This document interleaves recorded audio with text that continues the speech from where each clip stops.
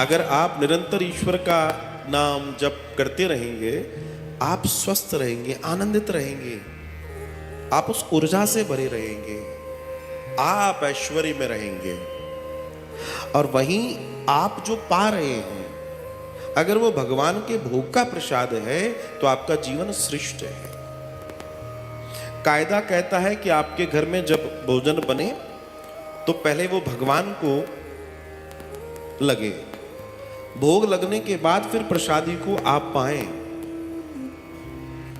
और वास्तविकता यही है कि ऐसा होना चाहिए, लेकिन आजकल ऐसा बहुत कम देखने को मिलता है।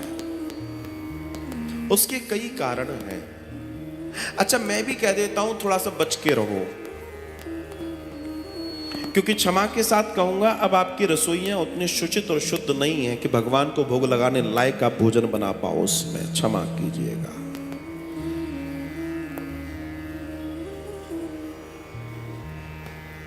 और बिल्कुल स्पष्ट कहता हूं मैं आपसे, हमारे एक पाप बोला गया है। पाप, एक सामान्य व्यक्ति किसी को अपना झूठा या किसी का झूठा ना परोसे, इसको महापाप बोला गया है। और आज की तारीख में ये सामान्य तौर पे बड़े बड़े घरों में ये पाप जोर शोरों से होता है। रेडीमेड ड्राई फ्रूट की ट्रे जो आया उसके आगे रख दी, गया बंद करी और पैक करके रख दी। तू भी झूठा खा, हम भी झूठा खिलाए और पाप कमाए। बोलो राधे राधे। ये पाप बहुत सारे लोग कर रहे हैं, थोड़े से लालच के चक्कर में झूठा खिला रहे हैं।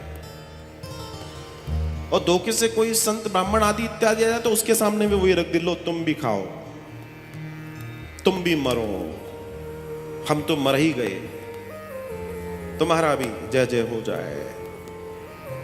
सत्य कह रहा हूं मैं आपसे, और मैं सच इसलिए कह रहा हूं, मैं इसलिए ठोक कर कह रहा हूं क्योंकि आप मुस्कुरा रहे हैं।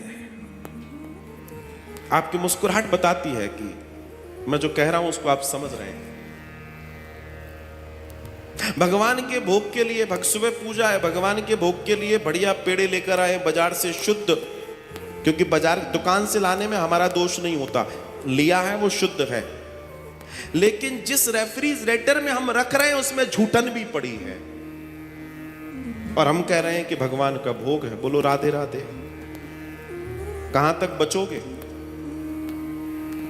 भगवान ने सक्षमता दी है, एक छोटा सा आता है मिनी वाला 7-8 हजार का, वो रख लो भगवान के लिए। भगवान ने तुम्हें इतना बड़ा दे दिया 450 लीटर का, तुम उनके लिए 70 लीटर का ले आओ, क्या बुराई है उसमें?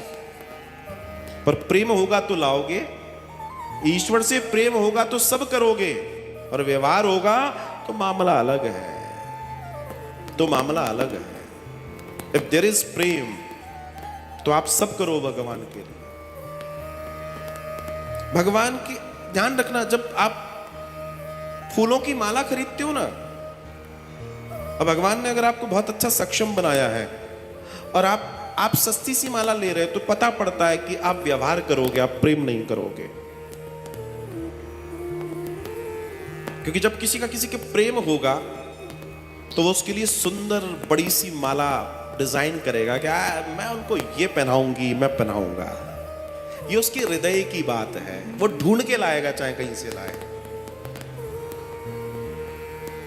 ये छोटी छोटी चीजें काउंट करती हैं, और इससे पता पड़ता है कि व्यक्ति के अंदर क्या चल रहा है।